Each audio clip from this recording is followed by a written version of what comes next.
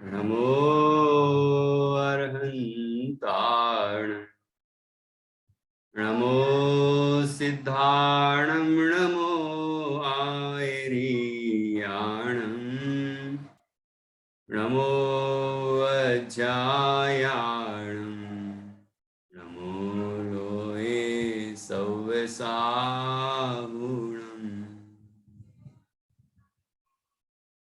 मंगलम भगवान वीरो मंगलम गौतमो गणी मंगलम कुंद कुंदाद्यो जैन धर्मोस्तु मंगलम सर्वमंगल मांगल्यम सर्वकल्याणकारकम प्रधानम सर्वधर्माणां जैनम जयतु शासनम जैनम जयतु शासनम।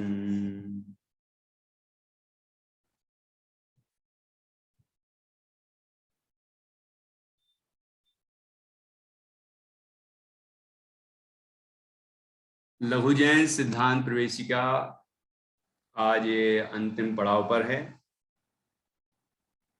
हमने पिछली कक्षा में मिथ्यात्व के भेदों पर चर्चा की थी। आखिरी का प्रकरण मिथ्यात्व के 5 भेद, आश्रव के 5 भेदों पर है, जिनको हम बंध के हेतु कहते हैं। जैसे तत्वार सूत्र में प्रश्न सूत्र है, मिथ्या दर्शन अविरति प्रमाद कसाय योग बंध हेतुआ। मिथ्या दर्शन अविरति प्रमाद कसाय और योग, ये 5 बंध के हेतु हैं। बंध के हेतु हैं अर्थात आश्रव है, इनसे कर्मों का आश्रव होता है। तो सबसे पहले यहाँ पर आया मिथ्या दर्शन, तो उसको हम मिथ्यात्व भी कहते हैं। तो मिथ्यात्व का स्वरूप बताया 146 नंबर के प्रश्न से मिथ्यात्व का स्वरूप प्रारंभ हुआ और इसके बाद इसके 5 भेद बताए, उनका स्वरूप बताया गया। फिर मिथ्या ज्ञान और मिथ्या चारित्र, मिथ्या ज्ञान भी इसमें बताया है। तो मिथ्यात्व के अंदर ये दोनों ही शामिल हो जाते हैं। मिथ्या दर्शन कहा तो मिथ्या दर्शन, मिथ्या ज्ञान, मिथ्या चारित्र सब समझना चाहिए। मिथ्यात्व का अर्थ मिथ्या दर्शन, मिथ्या ज्ञान, मिथ्या चारित्र, मिथ्यापना। तो यदि मान्यता उल्टी रहेगी तो बाकी सब ज्ञान और चारित्र भी उल्टा ही रहेगा। ठीक है, यदि श्रद्धा मिथ्या है तो फिर बाकी सब मिथ्या है, और यदि श्रद्धान सम्यक है तो ज्ञान भी सम्यक हो जाता है, चारित्र भी सम्यक हो जाता है, तो सब सम्यक हो जाता है। तो इस तरह से यहाँ पर सबसे पहले मिथ्या दर्शन की चर्चा की, फिर उसके बाद अविरति, फिर अविरति के भेद बताए, प्रमाद, प्रमाद के भेद बताए, कसाय और कसाय के भेद बताए, और फिर योग। इस तरह से ये लघु जैन सिद्धांत प्रवेशिका पूर्ण होती है। और आखिरी में नवदेव कौन से होते हैं, यदि हमें मिथ्यात्व को दूर करना है तो हमें सच्चे देव शास्त्र गुरु का ज्ञान होना चाहिए ना। तो नवदेव कौन से हैं, पंच परमेष्टि का स्वरूप तो हमने पहले ही समझ लिया है, ठीक है ना। तो यहाँ नवदेव ही बताएंगे, और उसके बाद फिर मंगल, ओम, श्री, स्वस्तिक, इनका क्या तात्पर्य है ये बताते हुए ये लघु जैन सिद्धांत प्रवेशिका 165वें प्रश्न पर ये संपन्न हो जाएगी, पूर्ण हो जाएगी। तो आज इसका पूर्ण हो जाना है। तो अभी सबसे पहले जो हमने पिछली कक्षा में मिथ्या दर्शन या मिथ्यात्व के बारे में पढ़ा था, उसको मैं थोड़ा सा दोहरा देता हूं। मिथ्यात्व किसे कहते हैं, जैसे कि आप लोगों ने सबने बालबोध में भी पढ़ा है, उल्टी मान्यता को मिथ्यात्व कहते हैं। उसके बाद छेड़ाला में पढ़ा है कि ताको न जान विपरीत मान करी करे देह में निज पिछान। ठीक है, तो इस तरह 7 तत्वों का स्वरूप न जान के जो अपने देह में आत्मबुद्धि करता है, शरीर को आत्मा मानता है, वही अग्रहित मिथ्या दर्शन है। तो यही परिभाषा यहाँ दी है कि जीवादि प्रयोजनभूत 7 तत्वों के संबंध में विपरीत श्रद्धान उल्टी मान्यता अन्यथा श्रद्धान उसका अर्थ मिथ्या दर्शन है। और उसमें कुदेव को देव मानना, कुतत्व को सुतत्व मानना, कुधर्म को सुधर्म मानना, ये भी विपरीतताएं हैं। तो इसकी चर्चा भी मिथ्या दर्शन वाले मिथ्यात्व किसे कहते हैं 146वें प्रश्न में हमने की थी। उसके बाद मिथ्यात्व के 5 भेद बताए। कौन कौन से भेद बताए? पहला कौन सा है? एकांत,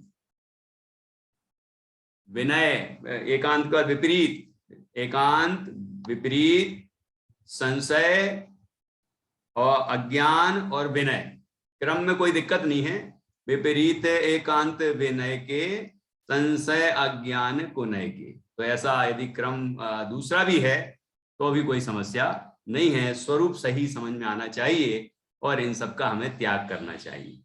ठीक है, तो सबसे पहले एकांत मिथ्यात्व की चर्चा की। एकांत मिथ्यात्व क्या है? कि वस्तु है अनंत धर्म स्वरूप, लेकिन अनंत धर्म स्वरूप ना मानकर उस वस्तु को एक धर्म स्वरूप ही मानना, वह एकांत मिथ्यात्व है। जैसे कि वस्तु तो नित्यानित्यात्मक है, नित्या भी है और क्यों नित्य भी है और अनित्य भी है। तो लेकिन अकेला नित्य मानेंगे तो क्या होगा? वो तो ध्रुव है, कूटस्थ है, नित्य है, बदलती नहीं, पर्याय होती नहीं, सर्वथा ऐसा माने तो वह मिथ्या एकांत हो जाएगा। और यदि सर्वथा ऐसा माने कि वो तो बदलती रहती है, बदलती रहती है, बदलती रहती है, स्थिरता तो है ही नहीं उसमें, एक रूपता तो है ही नहीं, यदि सर्वथा ऐसा अनित्यता मानी जाए तो भी विपरीत वो एकांत मिथ्यात्व हो जाएगा। यदि हम नित्यात्मक स्वीकार करके द्रव्य स्वभाव से वस्तु को नित्य देखते हैं और अनित्यता को गौण करते हैं तो इसमें कोई दोष नहीं है, ये तो सम्यक एकांत है। फिर पर्याय को मुख करके वस्तु को अनित्य देखते हैं, नित्यता को गौण कर देते हैं, तो वह भी सम्यक एकांत है, इसमें कोई दोष नहीं है। ठीक है ना? इस तरह यहाँ पर हमने एकांत मिथ्यात्व की चर्चा की थी कि उसमें क्या गलती है, क्या दोष है। ऐसे अन्य धर्मों के संबंध में भी समझना है। अन्य धर्म, धर्म शब्द का अर्थ यहाँ वस्तु के जो धर्म है, वस्तु का जो स्वभाव है वो समझना है ना। अन्य धर्म की बात का मतलब ये दुनिया में जितने धर्म नाम से कहे जाते हैं उनकी बात नहीं है। यहाँ तो बात है एक ही वस्तु में अनंत धर्म है, नित्य अनित्य, एक अनेक, भेद अभेद, अस्ति नास्ति, सामान्य विशेष आदि अनंत धर्म है। ठीक है, मैत्री समझ में आ रहा है? इसके बाद दूसरा मिथ्यात्व का भेद है जिसका नाम है विपरीत मिथ्यात्व। विपरीत मिथ्यात्व, ये तो एकांत मिथ्यात्व हुआ था। अब विपरीत मिथ्यात्व क्या है? कि वस्तु का जैसा स्वरूप है वैसा नहीं मान के अन्यथा मानना, वह विपरीतता हो गई। जैसे कि शरीर को आत्मा मान लेना, सुख पंचेंद्रिय के विषयों में मान लेना। ठीक है, देवशास्त्र गुरु के संबंध में भी उल्टा मान लेना, जो कुदेव कुशास्त्र कुगुरु हैं उनको सच्चा मान लेना, ये विपरीतता है। ठीक है, मुनि दशा का जो स्वरूप है या भगवान जिनेंद्र का जो स्वरूप है, उनका जैसा स्वरूप कहा गया है जिनवाणी में, वैसा नहीं मान के अन्य प्रकार मानना। जो 4 निकाय के देव हैं स्वर्ग के, है ना, देवगति के, उनको उनका स्वरूप अन्य प्रकार से मानना। किसी का भी जैसा स्वरूप है वैसा नहीं मान के अन्य प्रकार मानना, वो विपरीत मिथ्यात्व है। ख्याल में आया कि नहीं आया? और तीसरा भेद है मिथ्यात्व का संशय मिथ्यात्व। संशय मिथ्यात्व, अभी संशय अज्ञान में भी आएगा, मतलब मिथ्या ज्ञान में भी आएगा। तो वहां ज्ञान के संदर्भ में, यहाँ श्रद्धान के संबंध में। संशय, मान्यता में संशय क्या?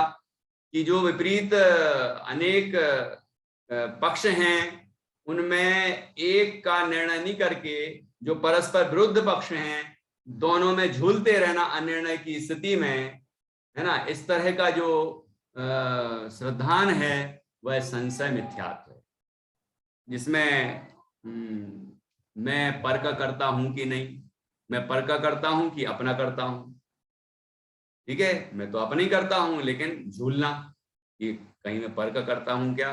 शरीर को देखो, मैंने हाथ हिलाना चाहा, हिल गया, मैंने बोलना चाहा, बोल लिया, तो मैं बोलने की क्रिया करता हूं, मैं हाथ हिलाने की क्रिया करता हूं, मैं शरीर के कार्यों करता हूं, मैं बाहर के जो द्रव्य हैं उनके कार्यों करता हूं, परिवार को पालन करने वाला हूं, पर का करता हूं। तो ऐसा पर का करता हूं कि स्वयं का ही करता हूं, ठीक है? तो ऐसा निर्णय नहीं करके ऐसा झूलते रहना, ऐसे अलग अलग हैं ये सारे, झूलते रहना, ऐसे श्रद्धा का झूलते रहना, तो ये कहलाता है संशय मिथ्यात्व, ठीक है? सच्चा सुख आत्मा के अवलंबन से होगा कि पर के अवलंबन से होगा, पंचेंद्रिय के विषयों के अवलंबन से होगा। जिनवाणी में तो कहते हैं आत्मा का अनुभव करने से सुख होगा, लेकिन हमें तो लगता है कि पंचेंद्रिय के विषयों से सुख होगा, या कोई दुनिया के लोग कहते हैं कि ठाट बाट और पंचेंद्रिय के भोग मिलेंगे, उनको भोगोगे तो सुख मिलेगा, है? तो सही क्या है? ऐसा अनिर्णय रूप जो श्रद्धान है वह संशय मिथ्यात्व है, ठीक। इसके बाद चौथा है अज्ञान मिथ्यात्व, वहां भी अज्ञान आएगा, अनध्यवसाय को कहेंगे, ठीक है? यहां पर क्या है अज्ञान मिथ्यात्व? हित अहित का विवेक बिना, क्या मेरा भला है क्या मेरा बुरा है, ऐसा विवेक किए बिना किसी बात को मान लेना, वो अज्ञान है। जहां हित अहित के विवेक का कुछ भी सद्भाव नहीं हो, उसे अज्ञान मिथ्यात्व कहते हैं। जैसे पशु वध, पशुओं के वध में, उनको मारने में धर्म मानना। अब इसमें धर्म कहां से हो गया? जिसमें किसी जीव के प्राण नष्ट किए जा रहे हैं, घात किए जा रहे हैं, वो तो हिंसा पाप है, लेकिन उसमें कोई धर्म माने तो ये अज्ञान है, अज्ञानता है ये, क्योंकि उसकी वास्तविकता का विचार नहीं किया, और हित अहित का भी विचार नहीं है इसमें कि इससे किसका भला होगा। मेरा भला होगा क्या उस जीव का भला होगा जिसको हम मार रहे हैं? किसका भला होगा? किसी का हित नहीं होने वाला, सबका अहित होता है। हम किसी को मारते हैं, हमारे परिणाम क्रूर होते हैं, निर्दय होते हैं, और हमें तीव्र पाप का बंध होता है। उस जीव को जिसको मार रहे हैं वो बेचारा तड़पता है, पीड़ित होता है, और उसको दुख होता है, तो हम उसके दुखी होने में निमित्त हुए, तो उसको भी दुख हुआ, हमें भी दुख हुआ, और उसको मार के तड़पा के और हम खुश हो रहे हैं, तो ये तो रौद्र ध्यान हो गया, हिंसानंदी रौद्र ध्यान। तो पाप भी है, दुर्ध्यान भी है, जीव को दुर्गतियों में ले जाने वाला है, ऐसा ये दुर्ध्यान है। ये ऐसा विचार किए बिना जीव पशु वध करने लग जाता है, हिंसा करता है, कोई भी पाप करता है, हिंसा, झूठ, चोरी, कुशील, परिग्रह, है ना, पाप करता है, और उसमें विचार नहीं करता कि इससे हमारा हित है या नहीं है, हित है कि अहित है, ऐसा विचार किए बिना और कुछ भी करता है, तो यह है अज्ञान मिथ्या। इसलिए कोई भी काम हम करें तो विचार करें कि इसमें मेरा हित है कि अहित। अब वो किसी पशु का वध कर दिया, अपना तो अहित है, उसका तो अहित है ही, अपना भी अहित है, अपनी अपनी दुर्गतियां होंगी, तत्काल दुख है, आगे भी दुर्गतियां होनी है, इसलिए हित अहित का विचार करके ही कार्य करना चाहिए। तो ये अज्ञान मिथ्यात्व की चर्चा की। और पांचवा है विनय। विनय मिथ्यात्व के लिए मैं कौन सा उदाहरण दे रहा था, नित्या याद है? कौन बताएगा कौन सा उदाहरण दिया था विनय मिथ्यात्व के लिए? कि जिसमें दुनिया में अनेक धर्म माने जाते हैं, अनेक देवी देवता माने जाते हैं, है ना, उनको भगवान मानते हैं, और अनेक तरह से मार्ग बताया जाता है सुखी होने का, सब अपने अपने तरीके से मार्ग बताते हैं। तो उसमें सही क्या है, इसके लिए मैंने एक उदाहरण दिया था, और अद्वैत से भी पूछा था, है ना, वो भी बताने वाला था, लेकिन यहाँ पर जान्या ने बताया था। बताओ, किसी को याद आ रहा है क्या उदाहरण दिया था?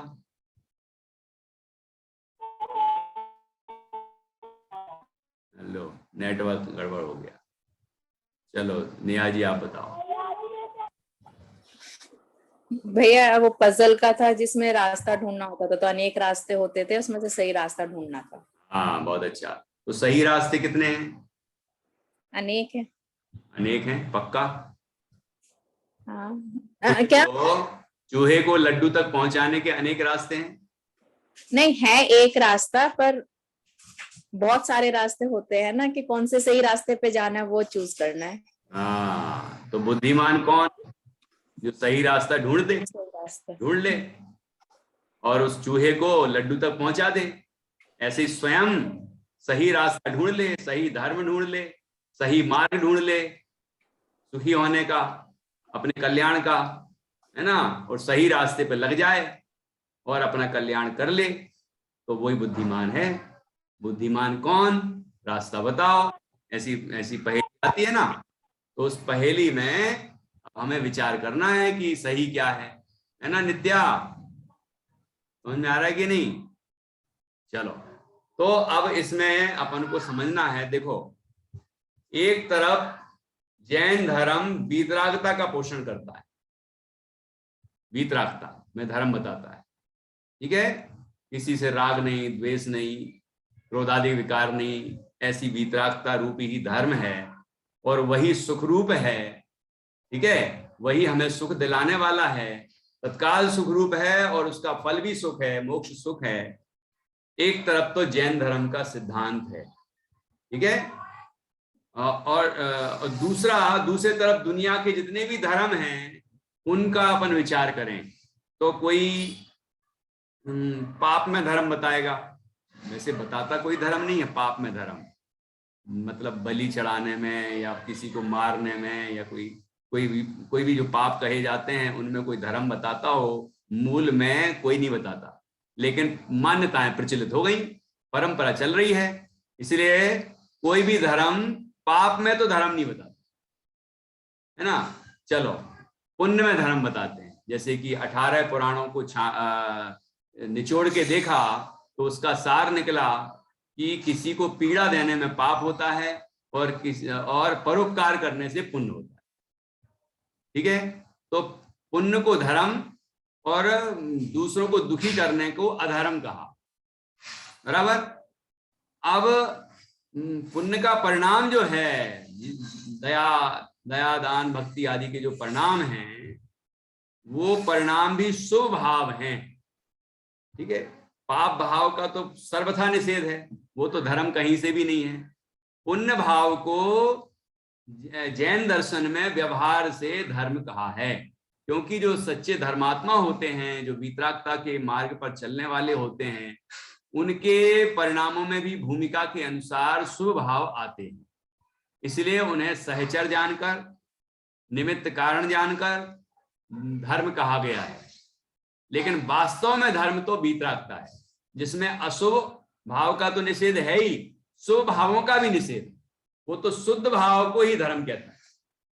जो आत्मा के श्रद्धान ज्ञान और उसमें लीनता रूप होता है, और जो वीतरागता रूप होता है जिसमें कोई राग द्वेष कसाय कोई विकार नहीं हो रहा है ना, वह वीतराग भाव, वही अहिंसा है, वही रत्नत्रय है, और वही धर्म है, वही आनंद रूप है, और वही मोक्ष का कारण है, जिसमें स्व का ही लक्ष्य है, स्वयं का ही श्रद्धान ज्ञान उसमें लीनता है, वही वास्तव में धर्म है। जैन दर्शन में धर्म इसी को कहा गया है, ठीक है। बाकी सभी जगह देखेंगे तो जो हमने व्यवहार से धर्म कहा है, उसका ही कोई ना कोई अंश ले लिया गया है।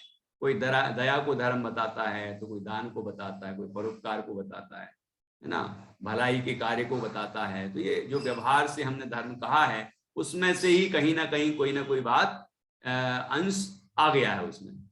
तो हम ये विचार करें कि वास्तव में धर्म क्या है। जैन दर्शन ने बताया है कि वीतरागता ही धर्म है ना। तो अब जो अशुभ राग में तो धर्म नहीं बताता, लेकिन शुभ राग में धर्म बताता है, वो धर्म है कि नहीं? वो तो आखिर राग में ही धर्म बता रहे हैं ना। हमने भी जो व्यवहार से राग में किसी दृष्टि से प्रयोजन से धर्म कहा है, तो जब हम उसी का ही निषेध कर देते हैं, एक प्रयोजन पूरा होने के बाद हम उसका ही निषेध करते हैं कि वह भी धर्म नहीं है। धर्म तो वीतरागता है, धर्म तो स्वलक्षी परिणाम है, ठीक है, समता है, स्वभाव का आश्रय है, स्वरूप की श्रद्धा ज्ञान और उसमें लीनता है, वही धर्म है। ठीक है, संसार दुखतः सत्वान यो धरती उत्तमे सुखे, संसार के दुखों से छुड़ाकर जो मोक्ष के उत्तम सुख में धर दे उसको धर्म कहते हैं। रत्नगण सावकाचार में आया। फिर आगे आया सदृष्टि ज्ञान वृत्तानि धर्मम, सम्यक दर्शन सम्यक ज्ञान और सम्यक चारित्र की एकता वह धर्म है। सम्यक दर्शन ज्ञान चारित्राणि मोक्ष मार्ग जिसको कहा है वही धर्म है। ठीक है, तो अब हमें विचार करना है कि वास्तविक धर्म क्या है। ये इस पक्ष से विचार नहीं करना है कि हम जैन कुल में पैदा हुए हैं, जैन धर्म को हम मानते हैं इसलिए ही मेरा धर्म सच्चा है, ऐसा पक्ष से ना विचार करके हम तर्क से विचार करें, युक्ति से विचार करें, अपना विवेक लगाएं और निर्णय करें कि वीतरागता ही धर्म है कि राग धर्म।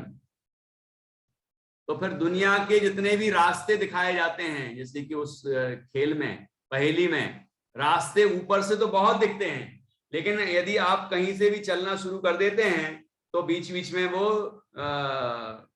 रास्ता बंद होता है। पर एक ही रास्ता ऐसा मिलता है जहां से हम चलते हैं तो आखिरी तक पहुंच जाते हैं, मंजिल तक पहुंचते हैं। बस ऐसे ही दुनिया में एक ही धर्म है जो सच्चा है। अब वो बुद्धिमान कौन? जो बुद्धिमान होगा वही इस धर्म को तलाशेगा और उस धर्म का अनुसरण करेगा, अपने अंदर धर्म प्रकट करेगा और सच्चा सुख प्राप्त करेगा। ठीक है, इस तरह से हमें विचार करना चाहिए और ऐसा नहीं करना चाहिए कि सभी मत सही हैं, थोड़ा इधर भी सही है, थोड़ा उधर भी सही है, अपन इधर भी प्रणाम कर लो, वहां भी नमस्कार कर लो, ये देव भी सही। अब वो राग द्वेष से दूषित हैं, वो देव कैसे सही हो सकते हैं? जो वीतरागता से परिपूर्ण है वही देव सच्चे होंगे। जिनको एक धागे की भी चाह होगी वो दुखी होंगे, जिनको भोग की चाह होगी वो दुखी होंगे, और जो वीतराग हैं, निर्ग्रंथ हैं, वस्त्र का एक धागा भी जिनके ऊपर नहीं है और अपने स्वरूप में लीन रह के जो सुख अनुभव करते हैं वो परमात्मा ही सुखी हैं, वही देव हैं सच्चे और वही पूजने लायक। ठीक है, इस तरह यहाँ कहा था कि समस्त देवों और सर्व मतों में समदर्शी पने की मान्यता को विनय मिथ्यात्व कहते हैं। ठीक है, विनय मिथ्यात्व की परिभाषा बताई। इस तरह से यहाँ 5 प्रकार के मिथ्यात्व की चर्चा की। ठीक, अब आता है मिथ्या ज्ञान। मिथ्या ज्ञान किसे कहते हैं? तो मिथ्या ज्ञान की परिभाषा पढ़ते हैं। ये तो हमने अभी तक का रिवीजन किया। और मिथ्या ज्ञान किसे कहते हैं? देखिए,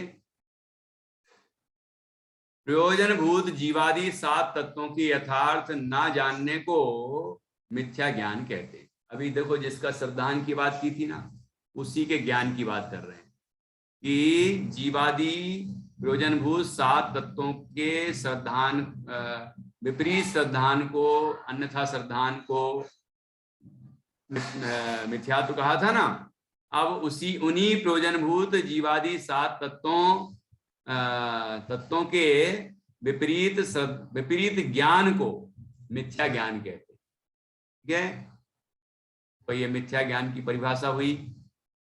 तो जो प्रयोजनभूत जीवादि 7 तत्व हैं, वस्तु का यथार्थ स्वरूप है, उसका यथार्थ ज्ञान नहीं होना वह मिथ्या ज्ञान, उल्टा ज्ञान होना, ठीक है, वह मिथ्या ज्ञान है। जैसा वस्तु का स्वरूप है वैसा न ज्ञान होकर अन्यथा ज्ञान होना वह मिथ्या ज्ञान।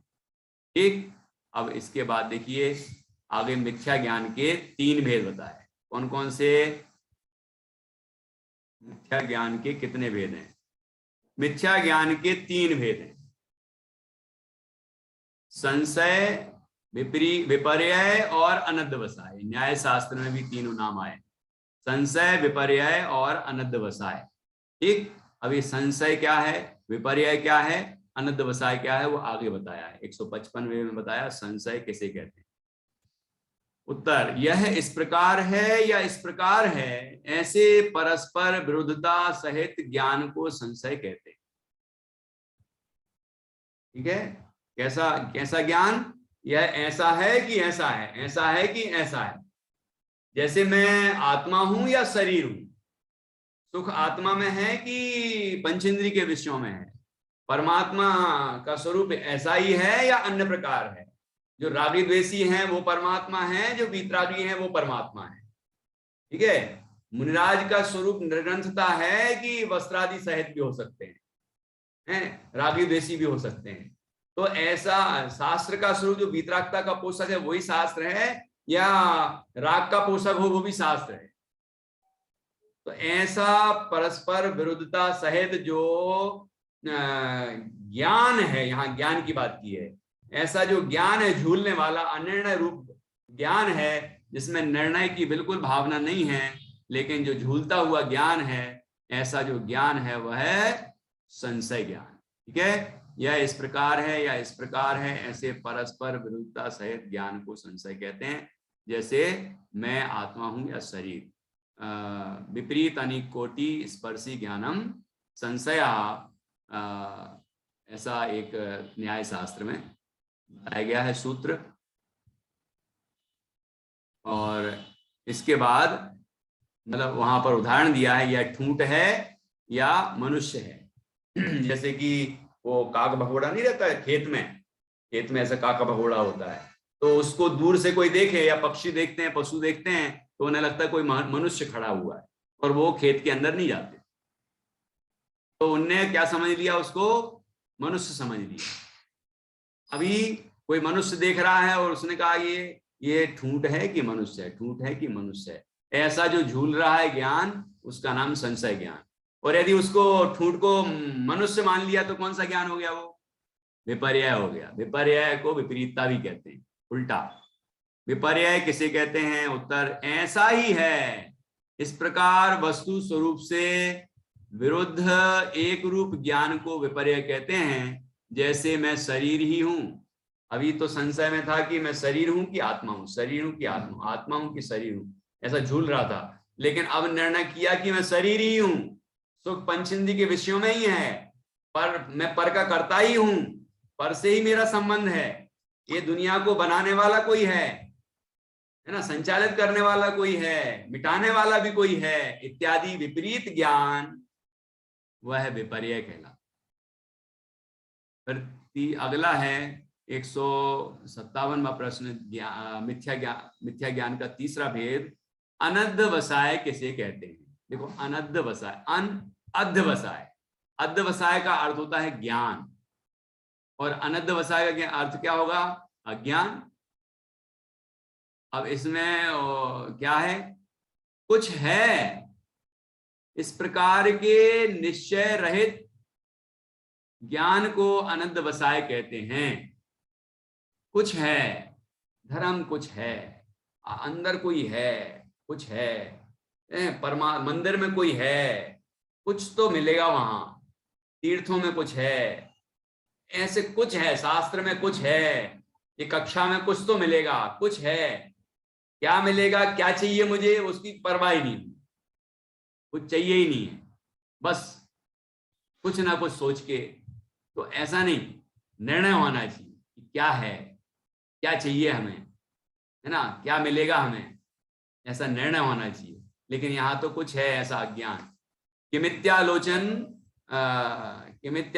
मात्र अनध्यवसाया, मतलब किम इति, क्या है, कुछ है, ऐसा जो ज्ञान है उसका नाम अनध्यवसाय है। जैसे कि कोई रास्ते में चलता हुआ व्यक्ति हो और उसके पैर में कोई कंकड़ चुभ गया हो, या कांच चुभ गया हो, या फिर कांटा लग गया हो, और कभी जल्दी में होता है वो व्यक्ति, तो जल्दी जल्दी चला जाता है, वो ध्यान भी नहीं देता उस तरफ कि क्या कट गया है, छिल गया है ना, चोट लग गई है, वो जल्दी में होता है। लेकिन जैसे ही फिर मतलब उस समय होता तो है उसको कुछ ज्ञान कि कुछ है, रहने दो, लेकिन चलो आगे बढ़ जाता है, तो बाद में पता चलता है कि क्या हुआ। तो उस समय क्या हुआ था, वो कौन सा ज्ञान था, वो अनध्यवसाय, कुछ है। ऐसे ऐसा जो ज्ञान है वह अज्ञान है, इसको हम कहते हैं अनध्यवसाय। ठीक है, कुछ है इस प्रकार के निश्चय रहित, निर्णय रहित ज्ञान को अनध्यवसाय कहते हैं। जैसे मैं कोई हूं, कौन हूं, मैं कौन हूं कि कोई होऊंगा पता नहीं, शरीर हूं कि आत्मा हूं ये संशय हो गया, शरीर ही हूं ये विपर्य हो गया, कुछ हूं क्या हूं पता ही नहीं, ना जानने की जिज्ञासा है। ऐसा जो ज्ञान है उसको क्या कहेंगे, अनध्यवसाय, इसको अज्ञान भी कहते हैं, है ना। और विपर्य को विभ्रम भी कहते हैं, संशय विभ्रम मोह, इसको मोह भी कहते हैं। मोह त्याग आपो लख लीजिए, अपन ने छठा में पढ़ा था ना। चलिए, इस प्रकार ये मिथ्या दर्शन और मिथ्या ज्ञान की चर्चा हुई। ये एक ही हैं, अर्थात वो जो आश्रव के 5 भेद हैं या बंध के 5 हेतु हैं, उनमें से पहला है मिथ्या दर्शन। तो मिथ्या दर्शन है तो मिथ्या ज्ञान भी है, मिथ्या चारित्र भी है, वो सब मिथ्यात्व की कैटेगरी में चले गए। अब इसके बाद दूसरा है अविरति। पूछिए नेहा जी, अभी तक के संबंध में कुछ प्रश्न हो तो पूछ सकते हैं। भैया जी, ये जो बताए हैं अनध्यवसाय, विपर्य और संशय, ये तीनों ही मिथ्या दर्शन में भी है ना। संशय तो है ही सेम, विपर्य विपरीत को, और अनध्यवसाय अज्ञान को। बराबर, बिल्कुल। वहां श्रद्धान की अपेक्षा है, यहाँ ज्ञान। ठीक है, अब इसके बाद यहाँ 158वां प्रश्न, यहाँ से अविरति की चर्चा प्रारंभ होती है। अविरति किसे कहते हैं? ठीक है, देखिए,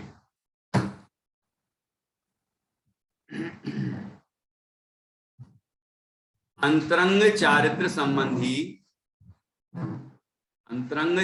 संबंधी निर्विकार स्वसंवेदन से विपरीत अव्रत परिणाम रूप विकार को अविरति कहते हैं।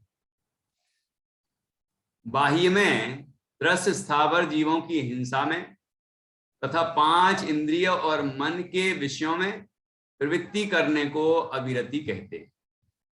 क्या हुआ अविरति का अर्थ? अविरति, देखो अविरति शब्द से समझे, विरति का मतलब होता है विरक्त होना। तो हिंसा, झूठ, चोरी, कुशील, परिग्रह, ये 5 पाप है ना, इनसे विरत होना, इनसे दूर होना, इनसे मुक्त होना, वह है विरत। अब वो एक देश मुक्त हुआ होगा तो देश व्रत, और पूरी तरह से मुक्त हुआ होगा तो सकल व्रत, महाव्रत। ठीक है ना, तो ऐसे उसमें देश व्रत या अणुव्रत, और वहां महाव्रत, सकल चारित्र, इस तरह नाम दिए जाते हैं। तो यहाँ तो ना तो आंशिक त्याग है, न थोड़ा ही त्याग है, ना पूरा त्याग है, इसको तो बिल्कुल ही त्याग नहीं। तो ये अविरत, व्रत का अभाव, वो अविरत। ठीक है, अविरति हो गया। तो अब अंतरंग में और बहिरंग में क्या है? देखो, अंतरंग मतलब अंतर, अपने परिणामों में, आत्मा के परिणामों में। अंतरंग चारित्र संबंधी निर्विकार स्वसंवेदन से विपरीत अविरत परिणाम रूप व्रत के अभाव रूप, मतलब 5 पापों के त्याग के अभाव रूप, वो अविरत परिणाम रूप विकार को, ऐसा जो विकार होता है जिसमें 5 पापों के त्याग का परिणाम नहीं है, 5 पाप रूप परिणाम है, ठीक है, तो वो अविरति है। अब देखना, इसमें कहा कि अंतरंग चारित्र संबंधी निर्विकार स्वसंवेदन से विपरीत, तो क्या तात्पर्य हुआ कि जीव अपने आत्मा की श्रद्धा और ज्ञान पूर्वक अपने स्वरूप में स्थिर नहीं होता। अब आप कहेंगे अविरति तो चौथे गुण स्थान तक होती है, तो चौथे वाला तो सम्यक दृष्टि है, तो उसने आत्मा का संवेदन तो किया है, आत्मानुभूति प्राप्त की है, तो वो भी क्या, वो उसको भी ये परिभाषा घटित होगी क्या?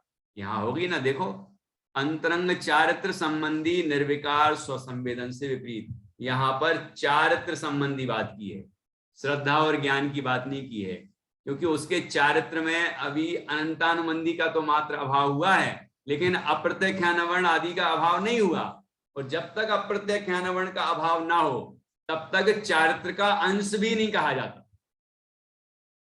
चारित्र यद्यपि सम्यक तो हो चुका है, क्योंकि सम्यक दर्शन हुआ तो ज्ञान भी सम्यक होगा और चारित्र भी सम्यक होगा, लेकिन चारित्र की शुद्धि नहीं कही गई, अशुद्ध है उसकी, अविरति वाले की चारित्र का अंश भी नहीं है, क्योंकि अप्रत्यक्षानुवरण का अभाव हो तो देश चारित्र पैदा हो, अनुव्रत हो, और यदि प्रत्यक्षानुवरण का भी अभाव हो जाए तो सकल चारित्र हो, महाव्रत हो, लेकिन उसके तो अभी अनंतानुबंधी का ही अभाव हुआ है, तो चारित्र संबंधी दूषण अभी पूरा विद्यमान है, अप्रत्यक्षानुवरण आदि संबंधी, इसलिए वो भी इसमें आएगा। चारित्र के संबंध में चर्चा है ये, अंतरंग चारित्र संबंधी निर्विकार विकार रहित जो स्वसंवेदन है, विकार रहित स्वसंवेदन है, मतलब चारित्र से के साथ जो स्वसंवेदन है इससे विपरीत चल रहा है वो, है ना, मतलब उसके प्रत्यख्यान का अभाव है, अप्रत्यख्यानावरण है,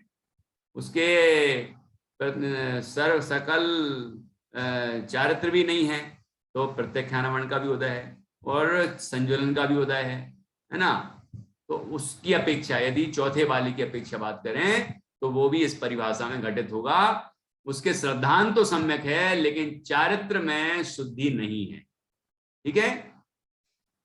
तो और बाकी जिनके श्रद्धान भी मिथ्या है उनकी तो बात फिर क्या कहें, वो तो अविरति से संपन्न है ही। तो पहला, दूसरा, तीसरा और चौथा ये चार गुण स्थान अविरति के कहे जाते हैं। तो यहाँ कहा अंतरंग चारित्र संबंधी निर्विकार स्वसंवेदन से विपरीत अविरत परिणाम रूप विकार को अविरति कहते हैं।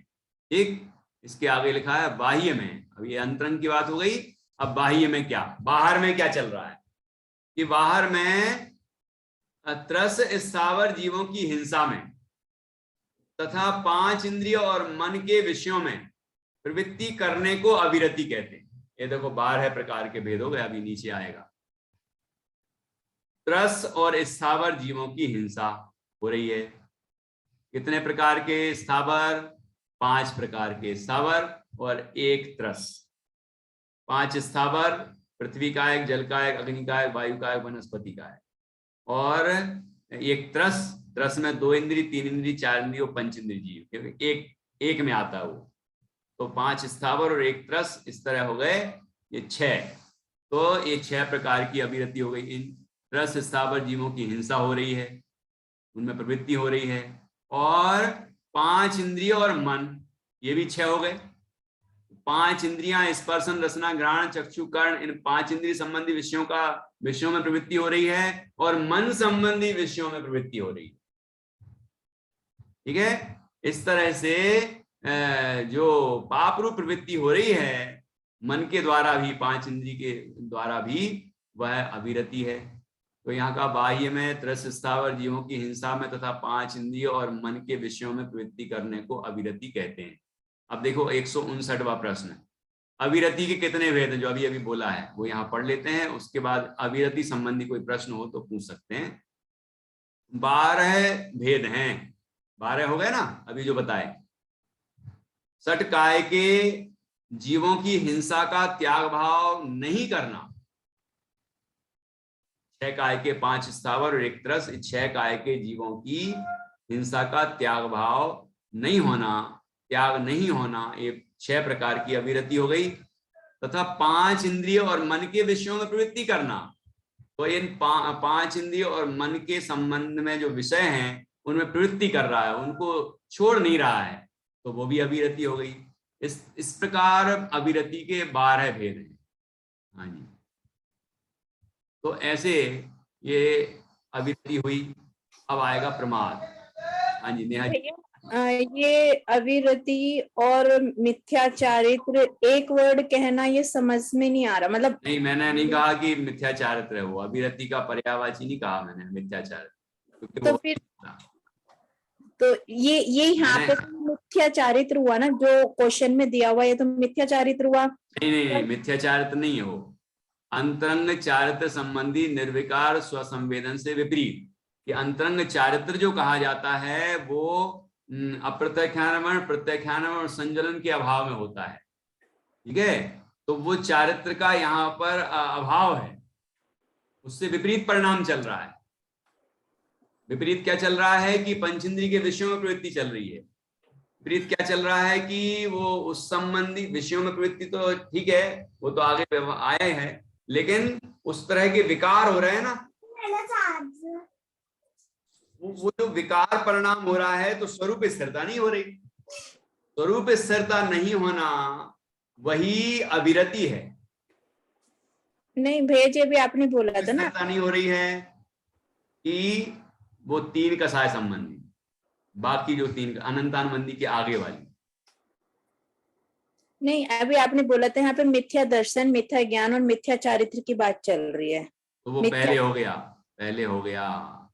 यहाँ अविरति के पहले कहा था मैंने, अविरति के पहले कहा था कि यहाँ मिथ्या दर्शन की बात तो कर ही ली है।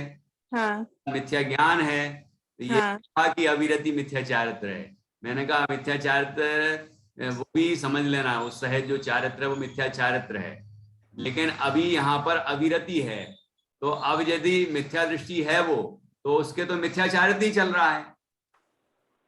ओके, ये अलग टॉपिक है अविरति, वो अलग विषय हो, हाँ अलग टॉपिक है ये। तो ये अच्छा। कि यदि वो मिथ्या दर्शन मिथ्या ज्ञान